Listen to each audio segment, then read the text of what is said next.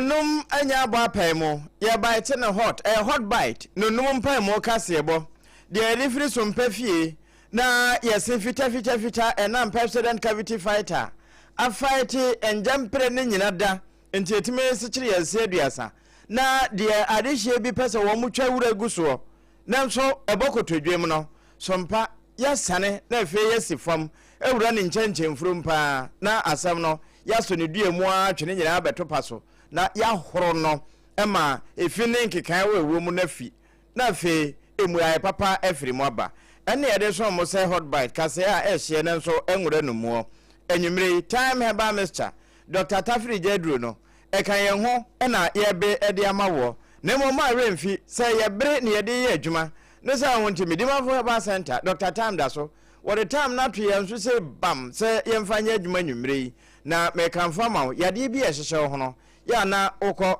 poku ase mayira eho na yade yira enam bidimafo heba sententi ente sanso dia ene ebu akwa agogo asante mamu yagogo yade mpo ne mpo ema ontimi nsode mpo na kampese wakeka no ho ewoni paduam anwumre wana aso ye mu a wote ye nka 93.1 ehwa dabraka babi asompa TV wono eno ya asante mamu a sabre kro na France abrochi mamu adamfo pa radio Paris yede dem live wo mo se bon esanse ye ma wonte fie nsem sompata kwa 101.1 wote na live for ho saa na takura de sompa ni nyina ya to yafam 103.3 wonu me wo bono na henkuro nyina alaji be kwa na aburo saa ne munti no wo mo wo 18 mu shanto mo ebie mu saa ekwa kopia hafo bra atwam be nu nkwanta eno saa no 98.9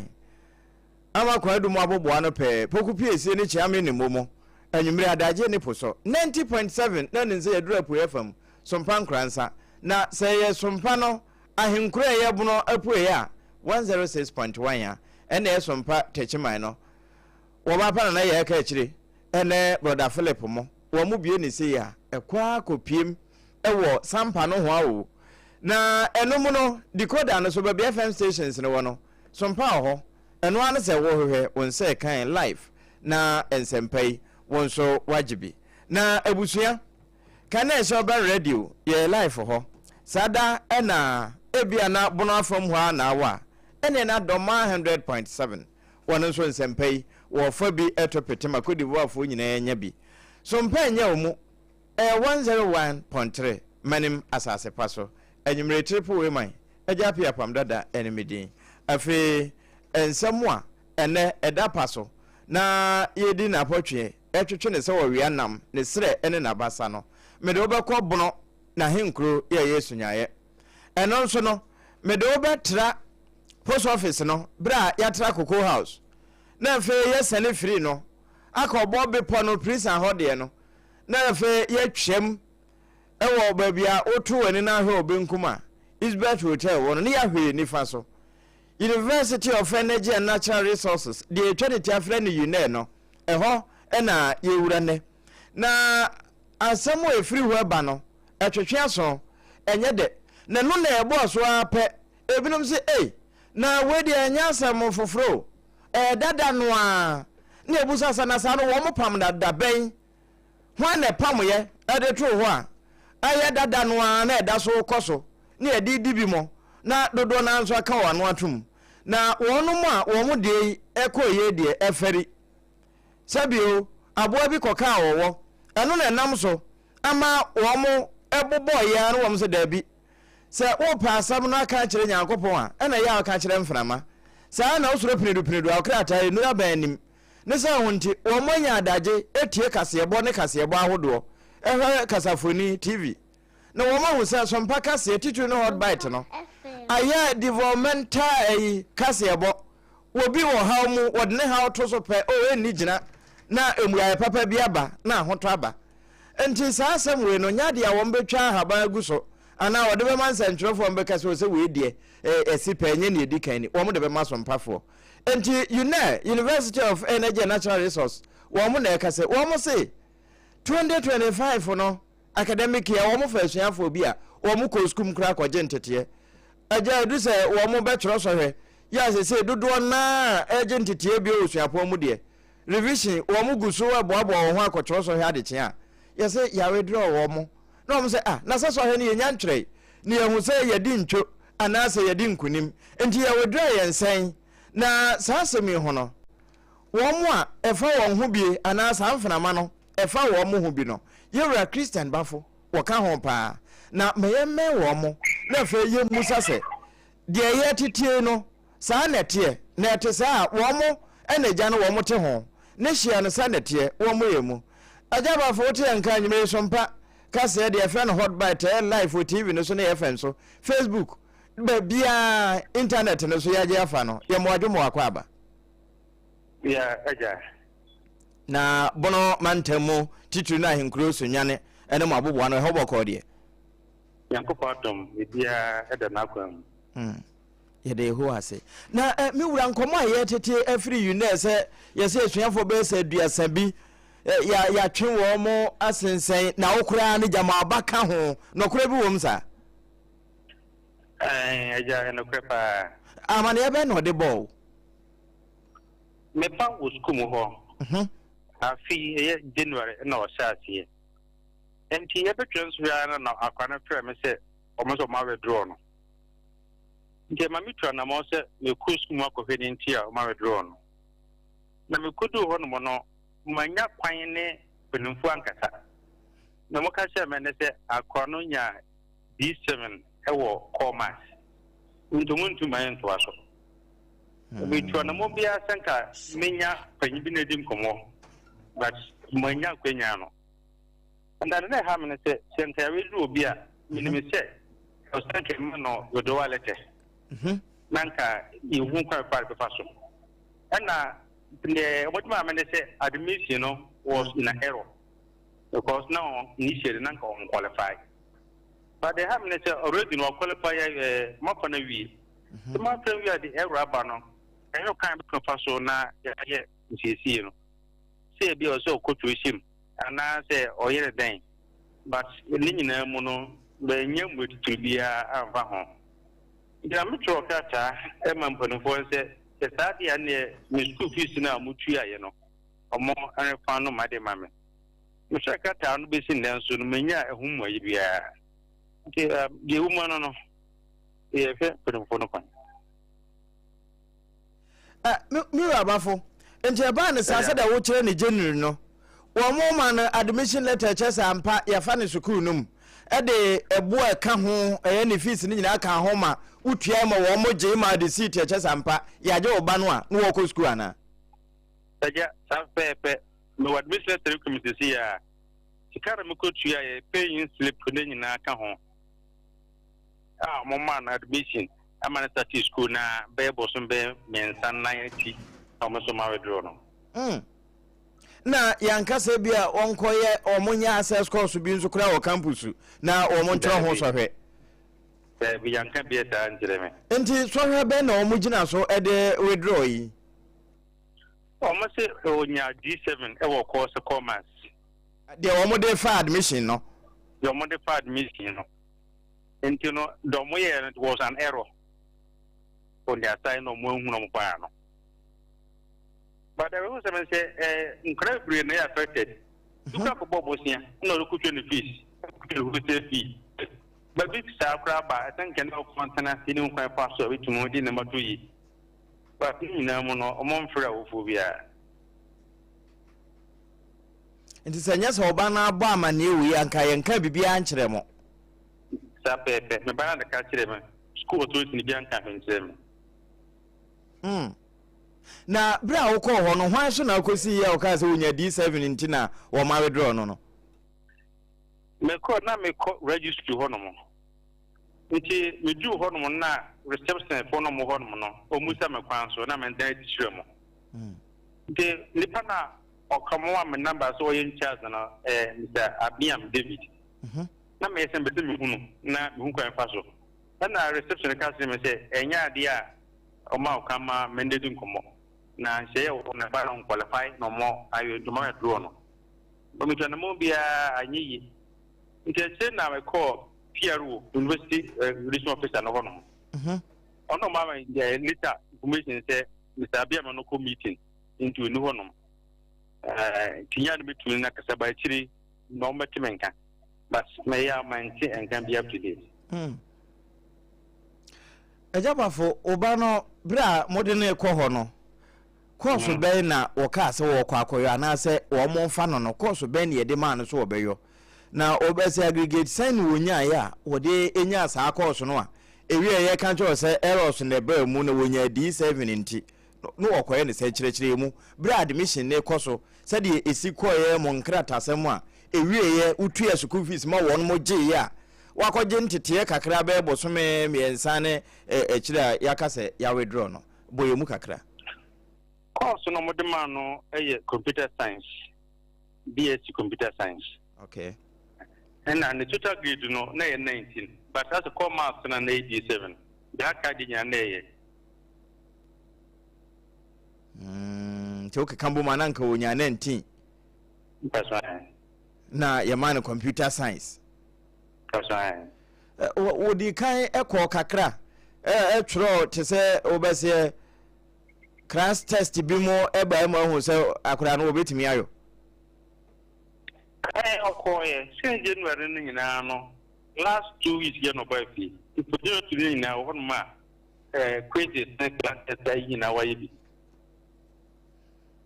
but end of semester exam so no mama na ntro so ma withdraw no bra mo kono admission fee no na ya he ewie school fees sen na ya ma wutuaye a wo ho receipt da ho this year me try 3,900 something almost 4,000. Okay. Okay, ni admission ni nyina abomu a admission fee no na ode ofa ba bia ye je ntete ya empo sukuntu aso na ye senior high no ene edu ba bia bo se umma no ne honsem nyina no omutimi sende e de bre wo ti se SMS e wo phone so bra wo mama kwan a empo na results no wunya nhunu ye no yetimi sende bi ma na wunya information bi sa every registry there be many information there to registry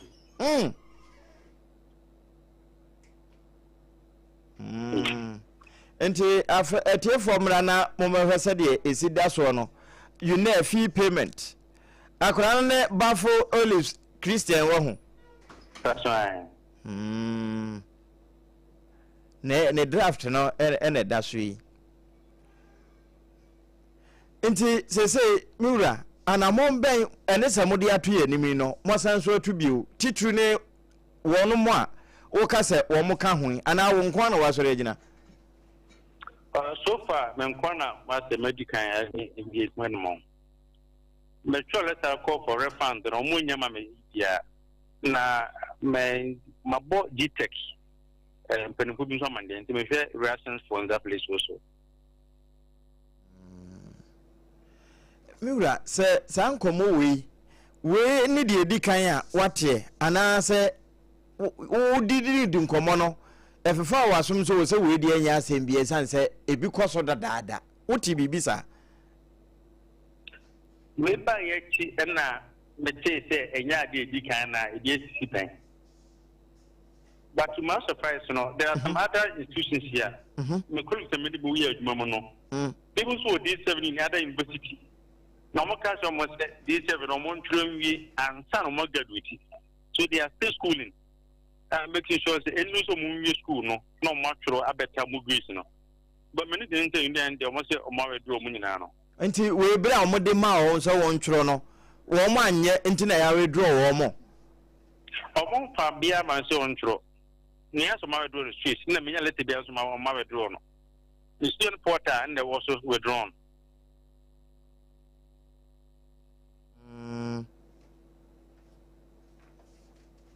unim ejabafo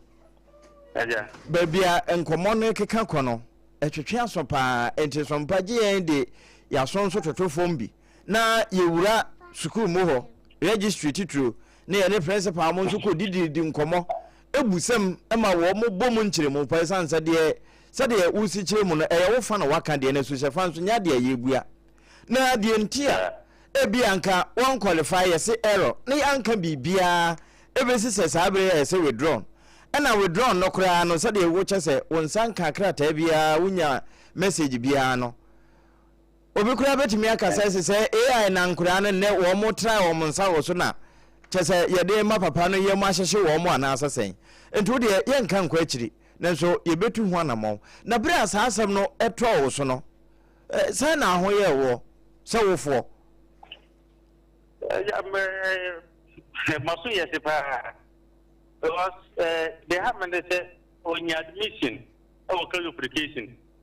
and on your distance education be metro funds me nsa and then you nya and I'm making no ni na na me man ko union because there are 1% or computer science no in the past o ma do na we ni na so abon no ama kwa psychologically why disorganized it is organized as you said the one tatasera mena kasase on tubasena or human sanction immediate but enya dia da bom easy yo ajaba fo ma yemfa won konkon ha na de yehwe de weni mu ne moment na to so se de akoye se wonkon no waso de agina no wokoronko isan se mehwe ya asuafo be se aduasa ana ne eburo saa ena saa asemi ya to wo mo nti se de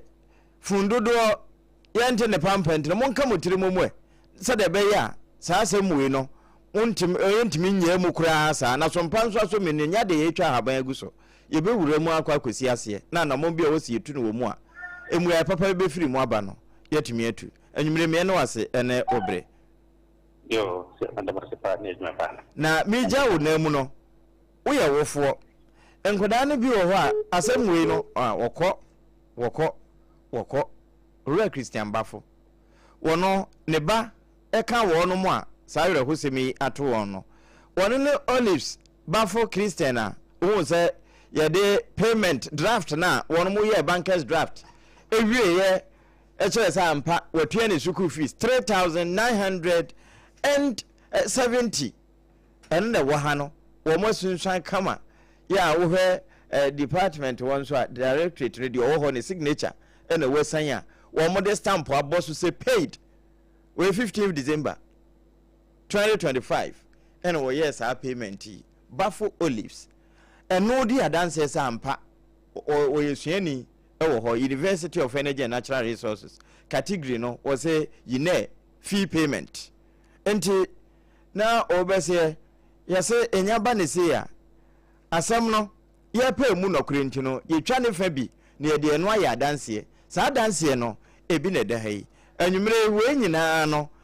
wanhwe a you go explain ataya eno santi ena wo se wo se no so utwi ne ye esanse eno a na de beka se nipa ho ye be frefrew ama be kire nsem musa Pepsodent cavity fighter toothpaste no anwumre mekanfo e de maw wo de wura ba bia ye ton ade bia na wabusa se apose no o Pepsodent wo gya ya na waje ne broso na ka ho na eno na Ghana Dental Association etu yemfo se eye papa ne se ehunti yemfa eni ehudwuma na aboaye ama oral hygiene no ye de no etimi agina pa na de ekono wo bu aten abusua de ba nso ya no wono nso atenkro na wo bubi na nso atoda ya na yese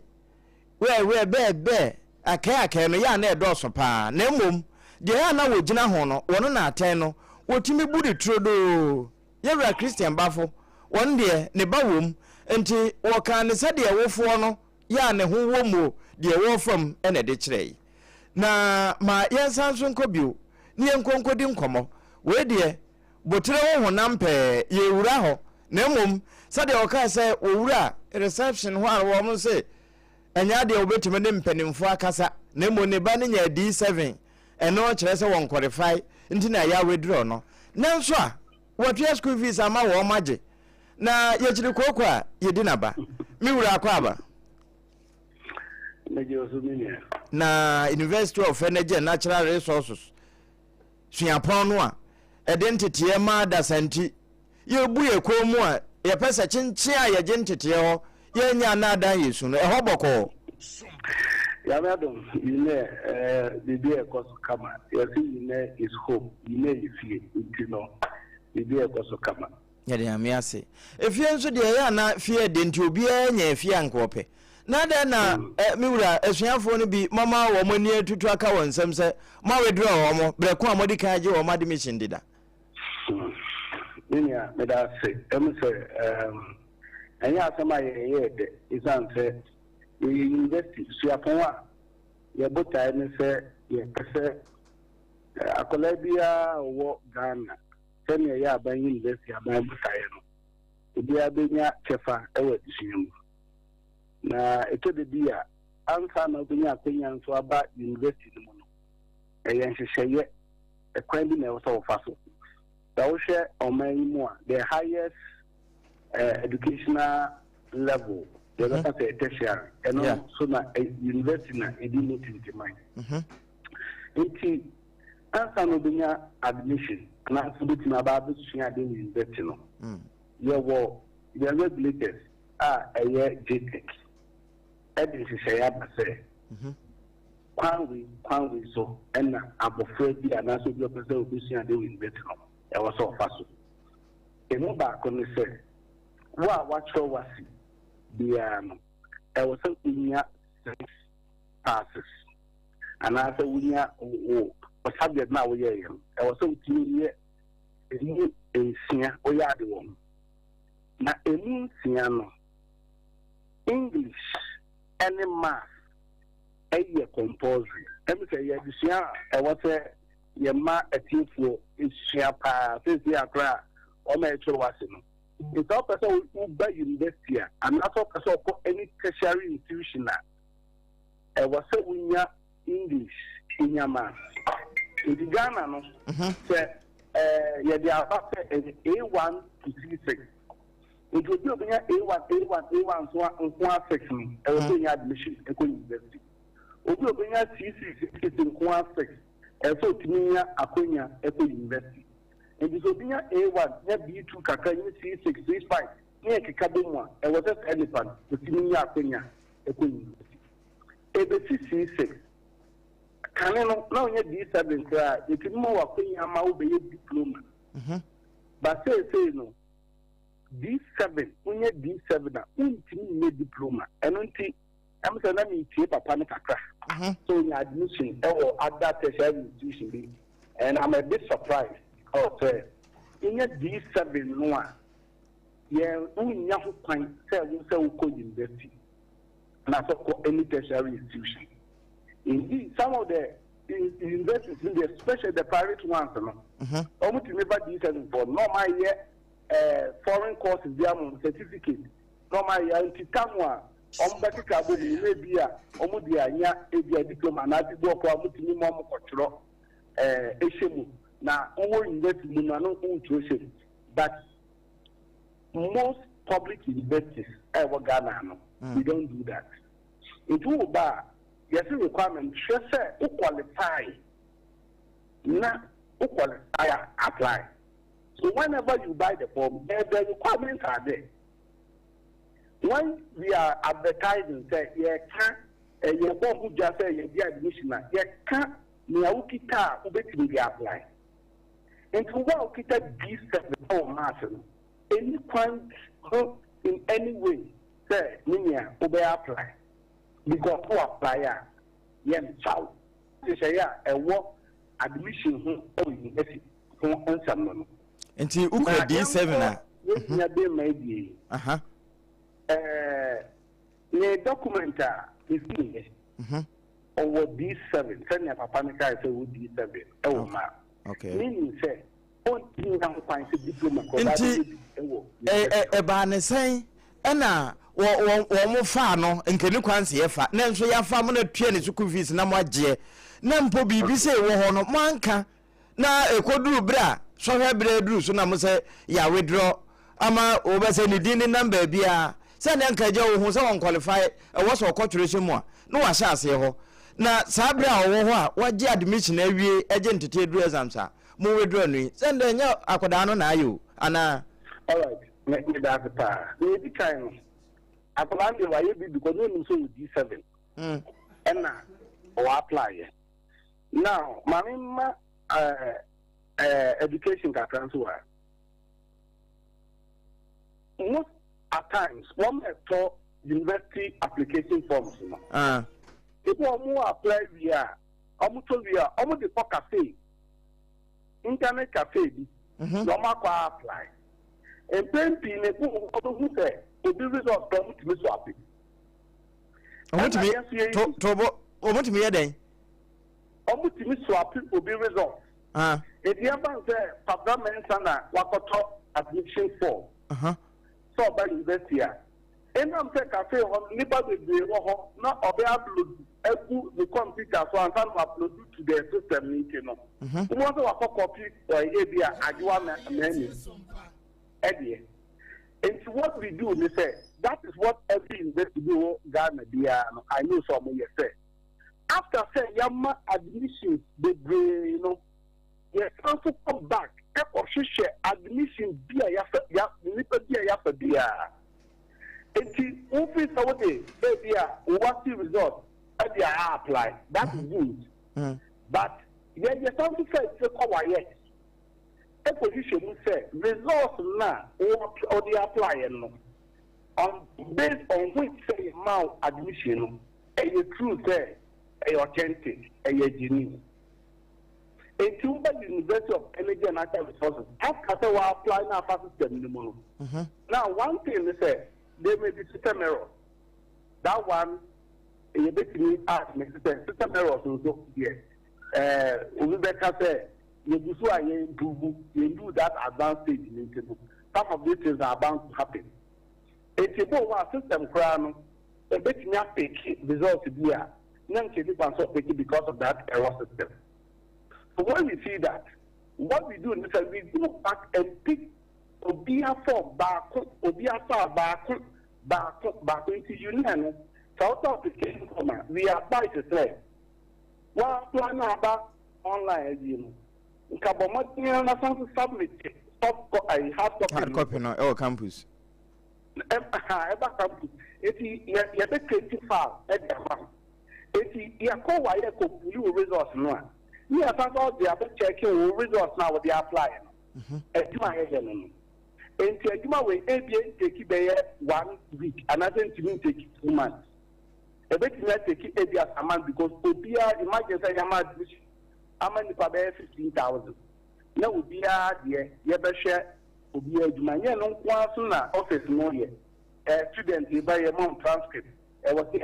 exams. I was a method. I'm in office and social. Yeah, can the discrepancies are not there, it didn't entirely. So what we do is say you would say a result not entirely and not mistakenly. Since I'm not picking results any bank or pick here, your mouth was okay. If you will not be nipa 30. Okay. Out of about nipa 1,500 and over your mom admission. Nipa 30 no no near the battle, young ever win ever system. It is one results no father prove yourself. Okay. If people move for you, perform results by which indeed the manufacturer will say, a bit more results can maybe and then do results at work and the new again. Let it do more. The people perform original results by out of 30, you know. The new 13 year, Oma and me improve by this day. It's no results, no. Oma trot a behind. I see. No, every Friday. Okay. And no, my university never found one. University no better crack. And the common management say, tell me, admission, because of certain APPIAH factors, you know, APPIAH are not more qualified. I mean, for management decisions, but usually, you know, we have to withdraw to admission. If I say university degree is awarded, it is a local university query for years. Now, Saturday, who you may be a SOMPA university to be for that job there. At any point in time, university never grow. Tobo. Was it one a woman about the Majamade? University. I want a degree on you. Now, one Tiaka. Tiaka. but the other work here can na ebasa tobo ebasa suapano kwa na wa right akura ne de ani bi me ba so asona mechanism say one thing am kan context na me kan na person o kire ne say ya me kan say say you university kura na udi university din kura ye no ma ensem pata university no timi withdraw ono awards not the amount degree not the amount me wura trobo udi agina so kakra bi ma me na me hwe de e wo ha say ye moa mo de no a esan say ntwere ne de any design no ene ebeka say bia afidie badwemba ne ntino obia betimi aska ne bibia ye bi University of Energy and Natural Resources Sinyane Office of the Registrar Academic and Student Affairs Division PO Box 214 mebwa yes Sunyane na admission letter ni Dear Olive Christian Bafo yes. Offer of admission when Bachelor of Science Computer mebwa computer science voila na woman congratulations I write in reference to your application to offer you admission to the university to pursue a 4-year program leading to the award of BSc Computer Science. Now, number 1, no, this offer is based on the available information that you have satisfied the minimum entry requirement for the program. Now, and no, akwara na to shame. More admission based on information out there, man. Okay. And information now they buy na mudu ya money. Who follow asama me no kanoa. Follow me say. What the results aba. Say more admission. But what ma say. Na din ka just e bi mo results it me swap. Enti what happened na ema otimi apply on your admission you know. Means to be because it could be fair. ABA there was an error. Okay. Error me buy no. Every time you invest no you best friend. Me ama wa ye that more ya bo ma ne say me you say o result na we dey buy. Any one say qualify we say ultimate be program we. In fact sanka onye G7 na onya wo ma no onya G7 in the social studies another subject to no and can invest in government matter is okay and you change program now because program we here ABIA we near we there what they say okay but because I am asking you know me admission see about me a better you are catching what say proof say ABIA mass on kwako to go what the result be 3 go the result be 4 ebi so kura wo ho a odi kan to forms no na what's the results no kura mai waiting for for us to check and cross check say AMPA result now the buy no one kasa one for A and the if you wire to this animal na make sure say you police from wire opo betting apply wire ma no APIAH details buy for wire ken you call wire ken you call here wire results a details Mura, we de nyadia mempia opi se bia wo kasa ma sukuru na mum se de be ya nema bia ni beda ho ama timamufo na nkasa kura bete won ho asese ko base bibi sei ekoso wo bi nso ede ho a ye se akoda no ye nkasa won kosumi na so na nso wakofa no nso ne aba nyadia betimi age ama watena ne promo se tie bia se yesiesie no ho enya bawie aba ni say sade papa na kire na akoda no kura wa bosama chede mu a nyame ampata kura wo betimi aye ne ho biribi so ya pon no de na mo ye ede aboa won okay enti ni sia pon no eye na me say natural letter e the management requesting for the withdrawal of staff student you know. Na one fees are tia you university interested say fees no you're interested you're interested you say you integrity university no mudim pano bibi saba e wo say ye ni akola ne kasa ye ni papa kasa ye ni awofo kasa na ye de to mo ni de say na ati enti unu papa no em sa bofa papa kasa no ka say school no friend no nya she be bra akola no form no when you super papa ni number no dey fill the form. Oh, okay. If you go cafe no go fill the form no. So one no the cafe for na number asise ho. If you dey try to learn information ga wunya no. If you ya admission e go see cafe number so. And you so be at oh apply a number you be nya e wo so. The tempi no enya mita. And na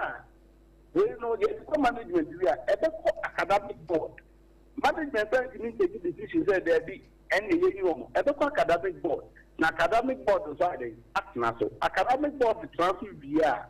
propose about the young drum near some feed no more. Penny there. Yes, some of my opinion so almost subject no man. Now we try to that's all baby there. That one and all your more admission. Either than that. Na GTech by university hall. Na GTech for person and try to know people to yama and more free another self will be D7. No, will be a program or matter. I shall invest in Ukraine and once you close me down because your budget you have to choose na students. Engineers get a panel said. When you have to go buy no to any of your nanga about me give you a there or open head of URO. Yes. Just that I gave it back into me and whooshy because a running say okay. University no you didn't say the answer for the baby who we are for job na public there the only thing I say you better complain now you knew I said that now because to withdraw 12 students 13 students from the university and you hear it. Because you numbers are everywhere or mine, ama addition, acquainting. But the computer science and your programmer, you have a saying you better to nothing. Maybe the computers are better anymore. Yet they are near the say every God there. You are punches here, France, I, if you can invest in Ankapanoa or Con, you are begging and cut efficient. And you have better say, you need a fire fast one. G7 no etimi eba ye admission enti ye fancy say we na ye do se kan to we mu say na akwa ye mu bia penya say prove yourself but results from there say dia what try mu was subject no fabra no that means say enti me am pa bia ma enti na ye enti nya wo hwe enti obati yanka just that I was a fancy shame. Now, Sika Mutrian, I will let him say, you're very foundry at the moment. Now, come up to the judge. Now, me, I do not much romance, not to me. A bit me, a form of being only investor. Where there, it is said, ya do Yamawa Kwako can wash a pan near Area Sandy Kuni, as answer Babu South Africa home. Mura, and you may a Democrat to me, a timidity 3rd year, or timidity 3rd year. Now, you should never say stake it or the apply with me a man of coffee. Because you invest in yes, you are both investing in mobile. Because the people will not put me for on results. And not here, I will hope the dream. I was investing in the now. You apply only online. You apply only online. They who apply online media is possible fee. You are better nothing. Now you have said I could be able back to be an idea in the cross checking. Into you who said yeah. Now I was saying more something. In fact, if you know more crown, a buy a member at home. Your money admission by the G7 English. Am I that of the any into a buy more accepted admission to cry. Ebi mu kai obu ofa ozu ma me so he o eni afade eni ma me se o kosro eye den system be san so enyawa antinya ni afi ebi ti afi bi okay me nya mi kama me wie no mi ha mi ni abaya dia mi ha me ne kasa he no D7 but no D7 ni ma ta na se ni na wo ne electives no nti me ka say obetimi anya diploma ye so mama ko nya nka na educate because diploma no so nya electives fire fa ho no a utimi ebe diploma ba utimi degree eti me ka say onya nta no one no buy eda ka say me say ono anadamfo ono do enya D7 ono ga wenya D7 wo English or your degree. No, I can't say anything. Don't give me a degree. It was an error, not a mistake to be a by MP. Or admission office. And you can't tell you know about admission office. No, ladies and gentlemen. Or what I saw for 22 results and I apply. In the important, I say you know admission team, your class is their permutation. Mass when you're A1, okay, I'm found to work. B2 about how we are fine. May ya penny, may ya pay the results. No, maybe a programmer or qualifying near their man. More 80 a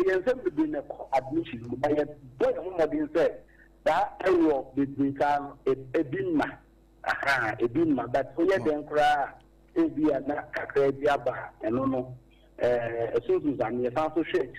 my good in a year. Yo.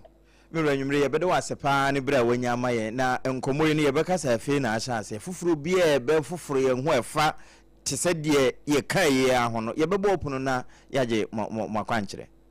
batim da zinti mestre papa no onka na come to okay ai academic board fosia na bibia ye ditu a ye bema ye pense akoma so ate na ye wo bia no mo anyumre sompa yene etiefo nyina nso edawase na obre University of Energy and Natural Resource ho de abobo abama asuafo no obosunje tire no eno ene yekokodi nkomo e free admission team no enye sukufo no nyina mpanimfo no ho na mmom wo mo eye adwuma ewo sansa homa no ho no ene ebi ete ho e kire se de ye esikom entedu baabi ne yebobo abubuo na ye yire pi akwanhwa na yebu niema binom aguso medimafo heba sentence se tie bia no udimafo ho a obedi amawo na awurade nso ne dimafo no enwumre yade bi ehihye ho ka ho na ko ebu akwa agogo anapoku asemayira ma yade anyira wo mo kan ho na nsem ne nyina yade mawo afi yesane na yewura wo fa etoso mienum menkwansa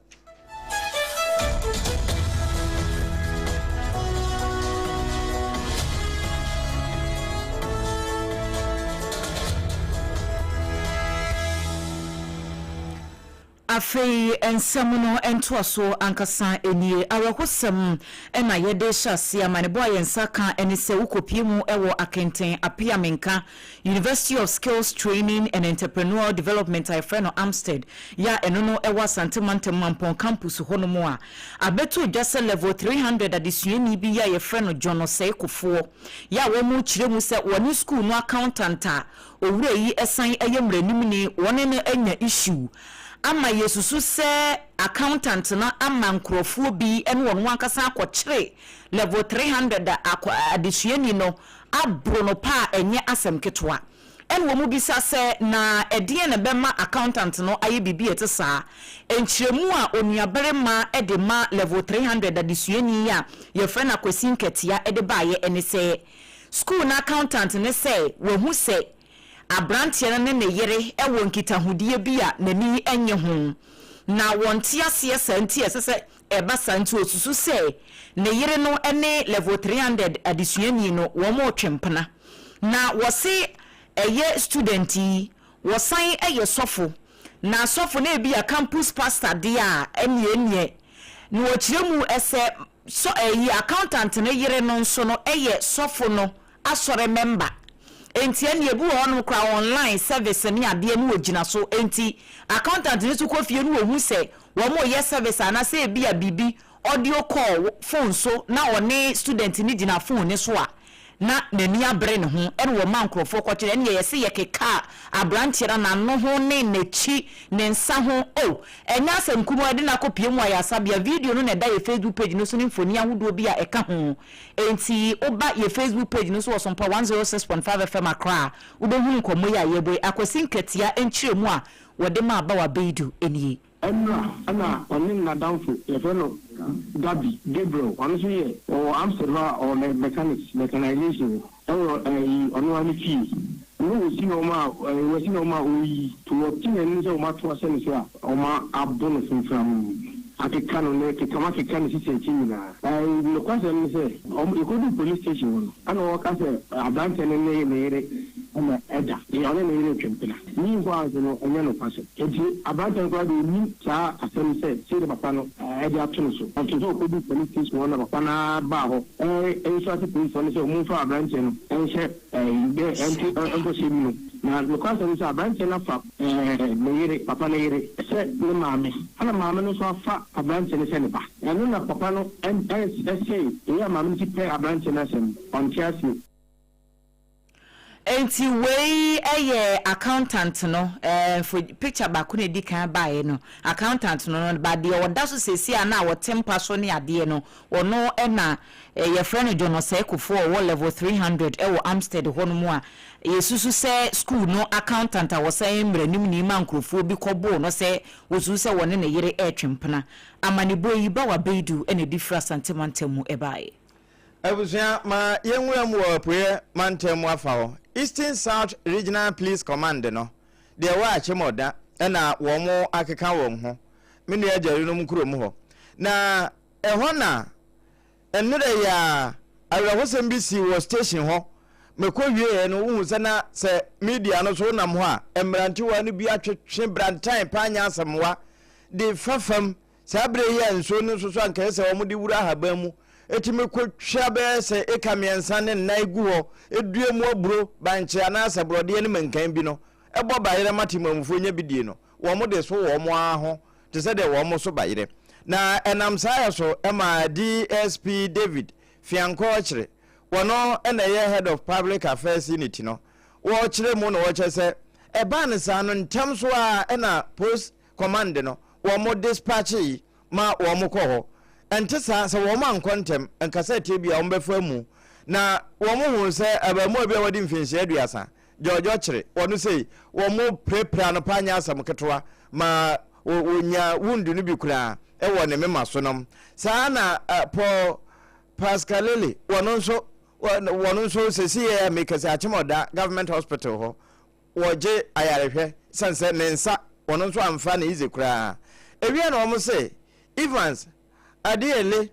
won de sabre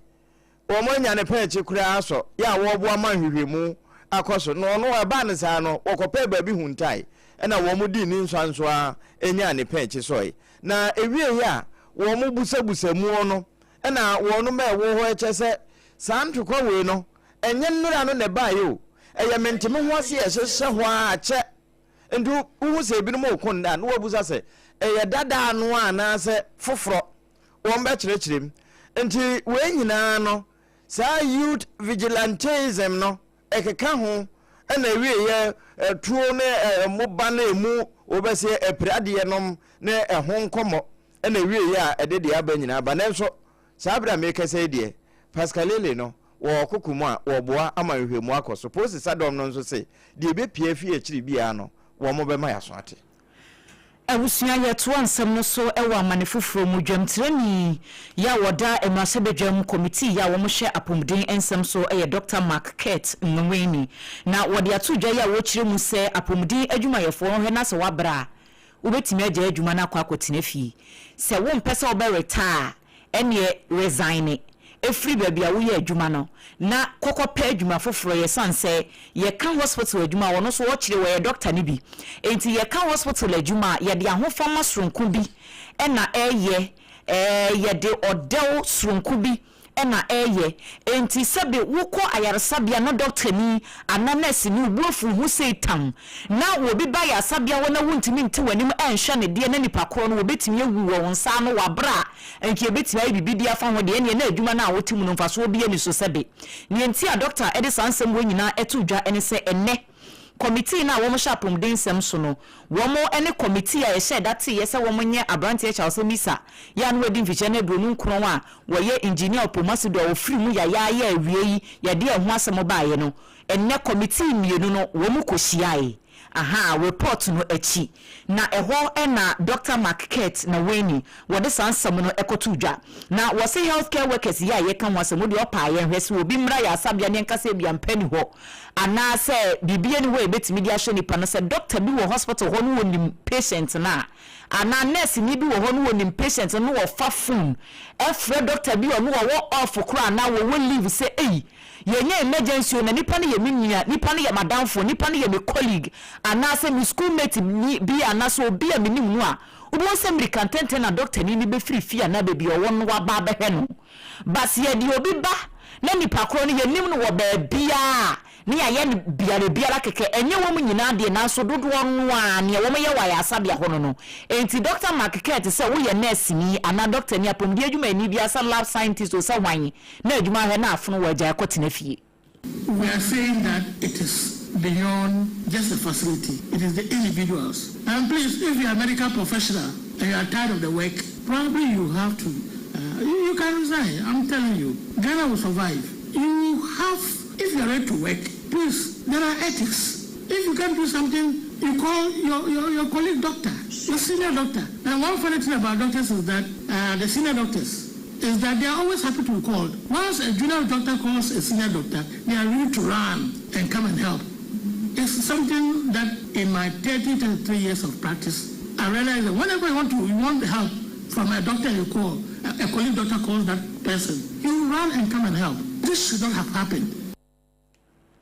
Eni a woti yi eye dwontrenia woda abedwoku a wo mna hwapomden ensem so wo mai ma se bedwam Dr. Market na weni enu achi Professor Agyeman Bedu Akosa wono ena edi committee na wo mote yese wo monye Charles Emisa ni wo no hwehwehwem wono ene da wo ma no wode to abedwoku no anim se sansusu ya hodo na wo mo ede aba wo report no mpempi sa sembisi na abante committee se yenye investigations a se committee na eye ensusu bi no de babo ntia abanji a won fa recommendations ne nya adwuma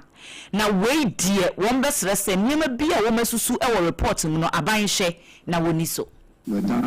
and the reports collected dust and we want to ensure that this report does not collect dust, that is acted upon. As for us, a very sad reflection. You are a professional, you take a Hippocratic oath, you say I, and you mention Agyeman Bedu Akosa, and you swear to be that. That is not the establishment, that is not the hospital, that is not the facility. It is you, as a qualified practitioner, registered by the Medical and Dental Council. And therefore, you breached your duty of care. Wei eye Professor Agyeman Bedu Akosa wono ena eye dwemtreni ya woda bedwoku a anapanyina wodi anim ma wo moye nhwehwemu efa Charles Emisa ni wo ne ho abusua apomuden mu a ne yeda so gina na Ghana mampani His Excellency John Dramani Mahama sa Medical Trust Fund no a ya to ne di Mahama Kesa sesei esa ba bebo apomuden nse achi ba na ma obia timi so de doctor ekohwe na pomuden ehu yade etene so na fe wo so ano no eno na de wone amanside nkuta ho no ofiri mampani aka chepe ura Felix kwache fosu abura se bu kwa manka se mra se bedwani wode beto so chese se mo ka se mampani wo ka se wono na katua kura boso mensia wo mfa ne nsanka wode hye sa Medical Trust Fund no enokure oyo sa eno achi wo san so kura aka se na point is ni nyina titu wono mo a asset declaration wo ma yehu ajapade a wo wansa na yefa wo mo adwumam wo a wanye wo hye berebeto so na se wanwa wo katua no yemfa ma wo mo de beko Trust Fund num eno nso saada na wono ma ye no neno nene ya wo bo ho amane se controller na accountant general aba notify abazo sa transfer no oye ho adwuma kura enti 6.1 million Ghana cedis ena ewura mu adomaboa ama mama case no etimi ake for Ghana adehye ni nyina na yewura kwache fusu ewie no wo che we no eye te se de asotwe ye ka se wo munya wo manyo no enti saafo ni nyina nso no controller ehwe se wo musika edi won wo de akwakoto saa fund num na adomaboa ama ne matimi akose de be ya wo no nso a se bio wo bo abubo taku motoro so no wo so de ya watimi akwa ayasabia akohwe na pomuden na ba mo wo ama mefa no breko a wonkan bi nhye mu Yede kasie no ekonsem fufuro emu kane penyini pra no da National Food Buffer Stock Company edwumakuo no ano Owura Hanan Abdul Wahab Aludiba woni ne ho kani Faiza abeto dwase sesia the Economic and Organized Crime Office yukofo wo magya wo mo se wo mu enkofie na ne nyina ene se empenifo a etwitwa ede age owura yi kane Attorney General Godfred Yebo Adame wono ne die ni mudendenden wo kire mu se wo mo ka kire wo mo se anopei wo mo nsan enfo mo ho emra enti 10 am en wo mo de wo mo ekọ iyoko honom na wo kire mu se na nkrofo bi kan ka se o ne ba ya ma owura no ne ho kan wo ma delay ewo iyokofo ho ne se emranimfo no wo ma mantem ena ne ma huduo bi nso ana esese wo mo toto nkratasem mu no wo ma anye ne sa wo se sansem ni nyina no eye bosirimu kan kura bi anim wo mo efri asemi ahyase eyade se emranimfo no wo ma di wo ma chi pa anye ne esese wo mo ye bia no wo mu se empenifo huduo bi ana ewo iyoko ho no wo mo ko ene wo mo se ebi ewo meeting bi ase ne ade a enu nti ena sa delays no ebaaye na wo se iyokofo wo mo aka kire owura no se ebra wo mu hia no bia se wo mra no mtoto na no wo mbe yi nsem ahodo bia no efa wa bra no wo ye chief executive officer no eyade se wo be kwenti wo ma ka kire wo mo client ne se enyade se wo ni obi ekwa akopri bibi ho na we kura no hwe free sa bra na asam ne ba ye na besi na da krokro ni ho no ma ya to nsa frɛ Hanan ya wanko enti emo akra se wo mo de takahye ni wo den ni ma bi ye te se de owura na kra no wo mo hwere na wo mu hunu no enti wo sesesi ade ne wo mbetimi aka nyina ne se owura Hanan ene ne ho kani no eyade se wo ma firi iyokofo akache a wo mu ekofie ni nyina emu no wo kire mu se Justice Remsai ya wo ye aban lawyer penyini abedi ekire eyade a wo defend se sa asam no eba wo mo atena ye ho no mo no a aban no aredraw sa charges no nenso owura Godfred Yebo Adame chirem se ekwan ya Attorney General ede sa owura Hanan yi nasam no efa so no de entwe ye kura enokura no ema wo mu bisabisa nsama hudo bisa so pa se sa atentre ne niema bi ekeke ho asam no eno papapa ena Attorney General atran no wo mu epese wo mu ya na eno de daachi bi eni ebehu na hu muaye abusua yeda so agina mamerenum sompa no nsiabere mu ka se body efiri no num mpa mu a ye ba ichi na hot no session bi no an ye de mawe na yewura chini ya manyoku ya wono eneti aba mu na boboa no enkuta hudi abofo no abadi ekire eyera garden akogan wasa so apa chini ya nkomo bi anaka ne wodie setting the record straight no wasa apa hontoma bio ewo no headquarters wo de ntia wo pa hontoma nyina ya se donkuma no ye so no ma no wo se wo mu tumfutro pa de Ghana fuani enti ebra so se wodi nsu kuraje te se kasa de ni bi horo Ghana fuani so ma eda ho na se wo mu tu se mfutro no a mo hunu se da bi we de enye sa na te de enti a wo kan se wo mu se 200 community day senior high school e blocks ni bi no wo se free SHS ebe boy pa enema wo mu enema mu anka wonsim na bra ye wura akogan wo ka we no e wo lunch na se no na oponcheche kunsu gina ho enti wo fa bi maye right insem trefo nhie mu a na enye bibi fufuru bia nanso so ejumedie a infie bia na etwemu ye propaganda secretary na next osanso ye general secretary honorable Fifi Kweti ehunu se akohwie ene na ada no edoso ewe ye politics mu oni jumedie bi ebaye ye two din say setting the report straight and ene ekwaya ya faso ede akohwesam ene damraba ene konkonkusam ekosie na yehunu se eye MPP omo kwan omo faso a omo de to mfuturo egu Ghana fo eni ewie no wose sa na confirm dumso Emina Muhammad Yuton Bass rape saga nene maniama ne nsem no mu a ennem ye du baabi a wo mo etutua de gu nipa som ene koko board ena go board ensam de wo bobo bi so pa eno nso wo kan ne sei dum so Amina Yuton some be kai a omoka insecurity asem ye say kwamo ademukafo and robbers etuni stop bus ema one ma omutimu nyina no ema ewo mu na and robbers erepu omo a na nukure bi aso enim ba ye ka asem nyina ema egu eto enkofo asu ema ye nusu 2016 abatu no na mpempeso a ye dri eya na mpelifo eka say makonto pokwan na oniemi nanso so nukure no ebeti no apan na sesia de ye ntwenko opposition impo ena ya mankonto po apan eno eyura akogan wono na ya deputy communications director edema chiniyama nyokuro na odi abamu owura gathering ene na oponchecheku edi sankomo ise wo mo ntena se ama wo mo nkeka sansem no de 2016 wo mo kato Ghana fo asom ntia wo mo lusu ye ene de wo mo nwene ba wo mo nso bebu aso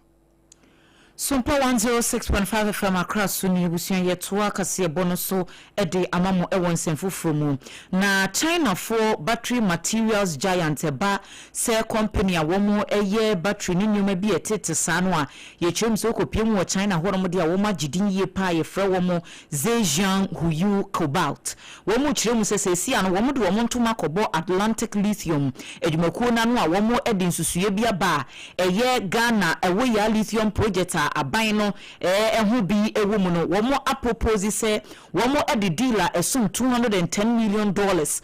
bananka wo mo ne aban na trase aka na etimi aboa na wo hye sanhye dia se bibia etimi efamu pepepe dia ene yade se wo my Ghana ye lithium atena ye horo mo no nso no ensatre kese pa ena ebebemu na wo hye enkrata ya wo mo de ba ye ene anope ya wo mo se Atlantic Lithium fo na kwankyerefo ede ato dwa se saa Huayu Cobalt fo no wo mo ede offer ne ba ye no wo mo hwehwemu a wo ma ye kyere se wo mo tra wo makwa ba mu titru pa ewo ebibre mu hanum sei na eba nso di amfasodie pi ena Ghana ebenya ewo titru krapo ewo efomagudie etuo atena ye ho na wo mu echiremu ese wo medikan ahye project bia se ewo Zimbabwe ya eno no kura free 2022 no wo mato emu a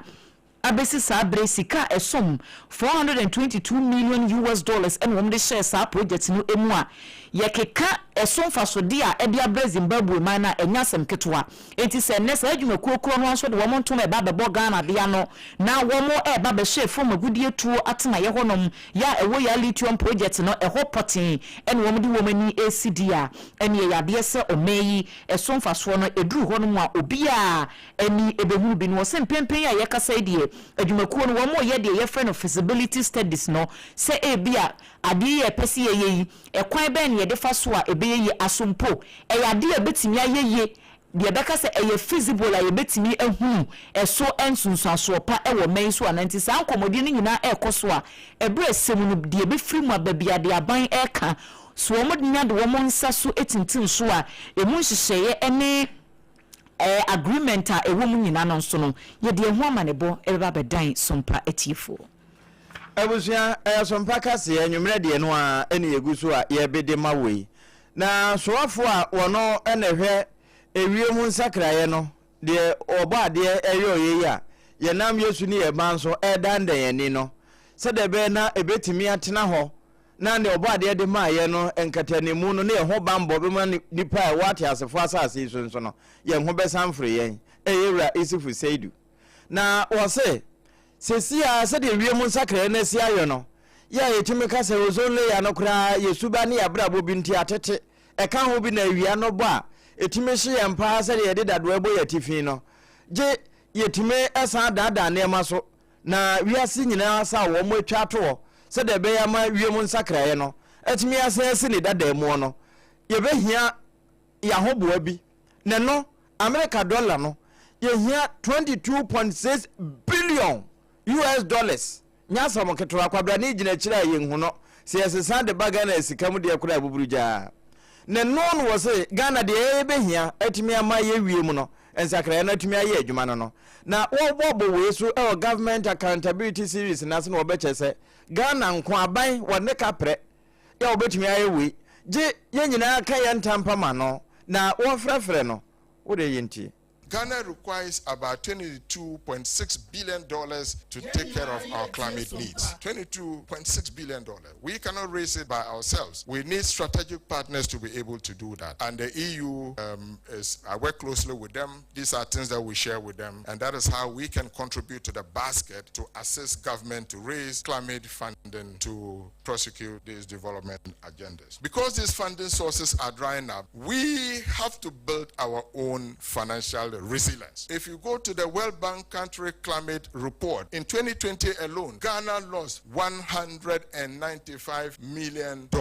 owing to climate hazards. So this is the magnitude of the problem. These problems are not caused by us. We are not responsible, but we have to fix. Cabinet approved that the Energy Ministry should make efforts to expand the solar energy mix into our national grid. Minister of State for Climate Change and Sustainability, Isifu Seidu, and a government accountability series national. What boss has 22.6 billion, and then again a here na etimia my climate change yet me as anona. Development goes na yet appear hono, yet me emity. Okay, and obias, ha, Nansona winino, when yes, I could. Yetwa ensem no so na mayor ya oda Cape Coast Kropon no ano eyonnyam for George Justice Arthur na wode atu dwese nime bi koso e hadwene pa ne nyina no eye BC enso hwe ya ye na sebe adesuafo ya womu ani womu wo haw womu ani hu obi wo no kura sebe wo huna de na wo kire senka yempe computers ne abefu nimde kwan bi so anke betimi aboa sankrofo ya wo so etro BC enso hwe na yejai de dada no ano yeye no enti wo hwe video ye da so ya asaade na eda akoda na anim no a wo miamia so no eno na se wo ha wo wani hu a eno no wo mo hwe kan so de answer questions na wo mo answer no na wochire mu se nkanye adebone die na mom na ewiase mre na konanim enti saa tete ade no anke yesesemu kakra enke betimi aboa na monitoring bi ko so ko centers akodo ya wo mo ehwe se de adwumadie no ekọ na saa to no ase na owura yi ene yamane boni Eric Anan edinkomo Bibia, oye maroho kakra, mesra ban a masuma ka ho, mezefa oye asoye a wohwe hen ho masua do. Ye de hen mofama na sebi, wonenwa ho aze no, wo use drill na woze ye. Oye maroho se wonye mofama na won wenwa ho aze sebi, wona no da ho na, wonye won ye time ne pepepe a, wo waste one time. Nti ye sre tutu sra ban de. Ebe sen na oze oye computer at least. Ekra na ebie no oze so ho. Na wa mo questions na mofama no was brain na canon questions we too computer no waka achira hon na mofama no so we too wa atro onenyi maze sre a motuto sre abana meka ho bi de yentum yan no bobo yan mofama na wonenwa eni ekotie yi eye Cape Coast mayor for George Justice Arthur Enwechi penyi kwanchwe for wada Ghana Education Service and Professor Ernest Kofi Davis na wono so edi dwumadie no echi dendendia wono so ede kakra eka ho etu adesuafo no efusei monitor the conduct of the DCs and also encourage the students to do their best and put in place a lot of measures to ensure that the students do independent work so that whatever comes out of the exams in terms of results will be reflective of how much the students have been able to learn so that its implication for policy will be clear. So far, so good. KWAKU is doing its part. EES is also doing its part. We are working collaboratively to ensure successful conduct of ECE this year. I wish to use this opportunity to once again admonish students to do independent work. They shouldn't expect a Professor Ernest Kofi Davis wono ene ye panyi kwankyerefo wo da GS ano yamani boni Eric Anan ene de we ebae abusua wo enwomasua kro na mu no we yewura Daniel Fei nensa ene hyase wono ene ne amansa de nkuta ho edema Ghana enwomasua so ye no no wose sakrate yenya daje mo akire emfama Ghana de hye ni nyina wono monte ase enti adimoni mu ya no wo mu je mo immediate release 2026-2027 academic year calendar no the basic school for wo mo de djuma na wa choro de aba no wo che say sakrata we basic school no say ye chire ni headmaster ana suani a wo sua de ho wo kura oton book mu asuafo no pen ne pencil ana ebi kura na oton school calendar ne bi wonso tie na tie ne ye primary madam ene junior high school ne KG madam nyina amoka ho was first term no eye na watwidunum sade atie ni enti wo mu a 2026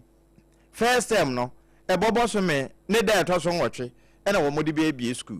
na December da to so de du nenson so no wonom atuma ma kwan da to so de du ena nwotwe na nyame de chenya ebia wo mbesan bakura aye January 4th 2027 midterm wombeko na midterm no ebetimi aye 5 and 6 November nanu ya no washa nso second term mu no eno wombe bie school no January 5th 2027 na wombesa makwan bi wa na ye March 25th 2027 akwan ma no da wombe makwan be 26 March 2027 na womo bie April ofoso de to so de du nankron 19th April 2027 third term mu no wombe bie school 20th April 2027 nje se no enya akwa ma ewa tietia na wombe sa makwan bi wa na yewura kutawansa bosumenum July 22nd enti 23rd de no woma makwan kwata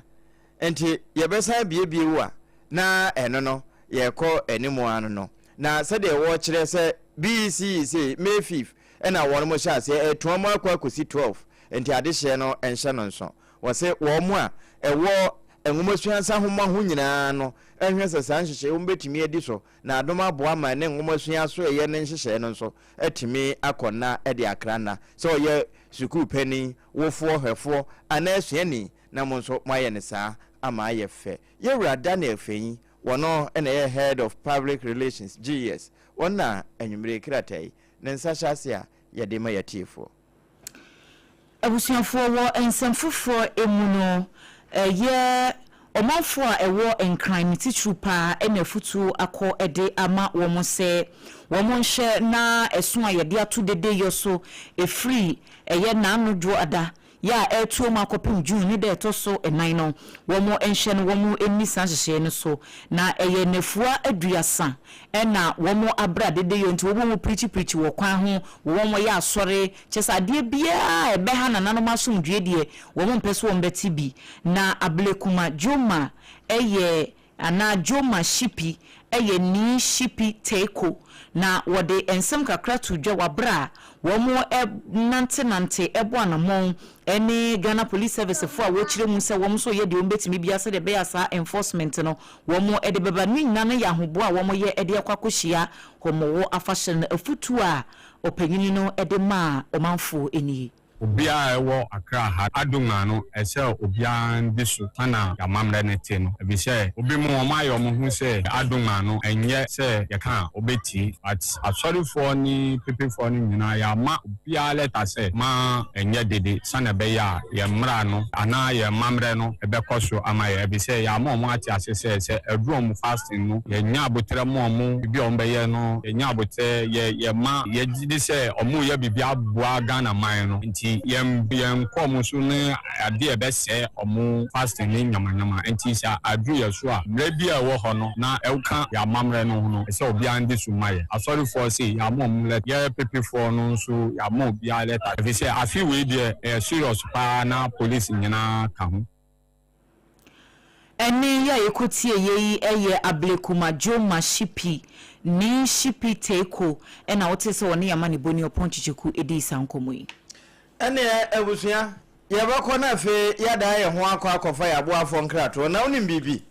ye nya koba pe ye bewuram ewo ga west ho adehye a won mudi dwuma ho so wo muso ni nyina ye nkane asem ena fe wo makwan wo se emmo won madwuma kura menkwansa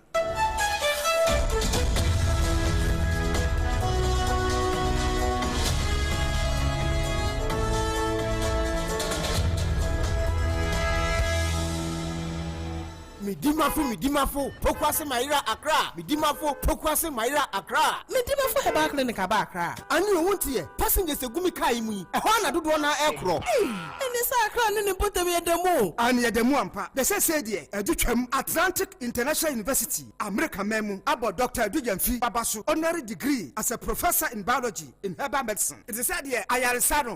more. Oh, Missy Minim wife, your copa war, 1 year, 1 city, needs send between ones and 8 years canon. Connection and shut down Koye, na Sakakra. Say what Peggy Mama, what young Bem connection. What about the crow? Stroke so dear, what found small. Just I did the one who I need yes, no. Yari Bia Tatia, ever Dr. Tamdaso and so. Diabetes, hepatitis B, prostate, hypertension, malaria. Yari Bia. Kumasi say, oh, opposite government school. And then Krahanso, Obe PM, our Pokuase, Maira Kwanoso. For a doctor, 0244 774 282. And that's 0500-727215. Midimba for Herbal Clinic. Wudima for Newa.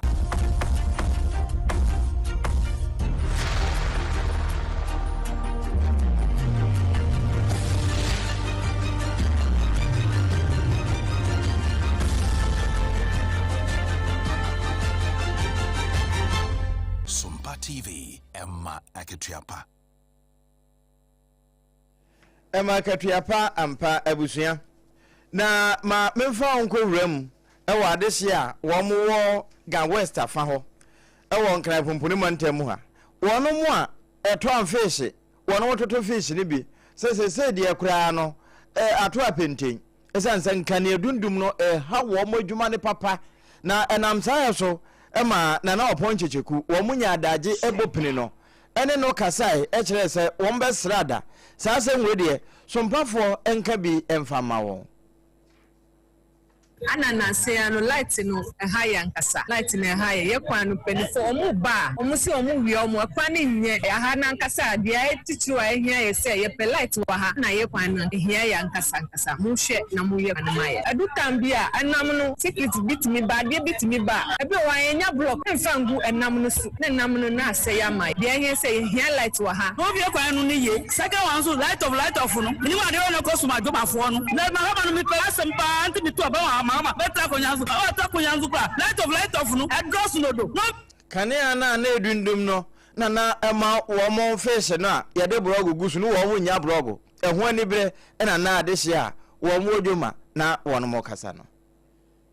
abusua ye kwakowie kase no ewo amanone na rehosem abeto dwa ene se ensemtwoni kukudam ya enam no so ya wo mo pa CNN channel na efre no Ted Turner odaya wansori wodi mfihia no aduon wotwe enson 87 years na wo mo kiremu ese 1980 ena owura Turner edi kan pa cable news network ai no de adwuma ebe ye kora de nya asem keto ene ba bia ade bia na wiase ene agise papa yi wante wo beba be publish am obia ahunde ekoso ene se wodidi dimua ena obepani asa CNN channel ya ene yebo a ewiase nyina obi ehunu se ba ensemtwere adwuma de asa channel no wo mu edimu na se si apanyini pa woda adwumaku no ano se dwemtreni Mark Thompson wakire mu se omo ahwere ade kese pa US mampani Donald Trump no so ede ya konsema ko ede ama opanyin na busua ene bia ya no waye adwuma no mamu no nyina se wabo adwuma ene nipa ya ade nso a wosayi se be nyese wawunti ene wo mo ka na sam nemum obi anim se CNN channel ne de wo mo aba adwuma nkasa efiri sabra wo mo found ye besi sam pempenso ya edaso eye adwuma nti owura Ted Turner media mogul ene se 87 years a wodi ye ya wokɔ ekoka nyankopɔn ene abɔfoɔ ne ho ɛwɔ soro ho ɛno so ɛna yɛgyina ne yɛde nsɛm no asimidimafo herbal center Dr. Time da so time herbal mixture 3D aduro na fe president wasi do the two womada woma ene nwumre yɛde kasebo no ɛbrɛ mu SOMPA 106.5 FM Accra ɛfa ya affiliate ahodoɔ ya to apete Ghana ene amanone yɛno ma yɛbɛkenkan ɛde maamo medin ɛde AGYA asare mene triple way man APPIAH APAM DADAA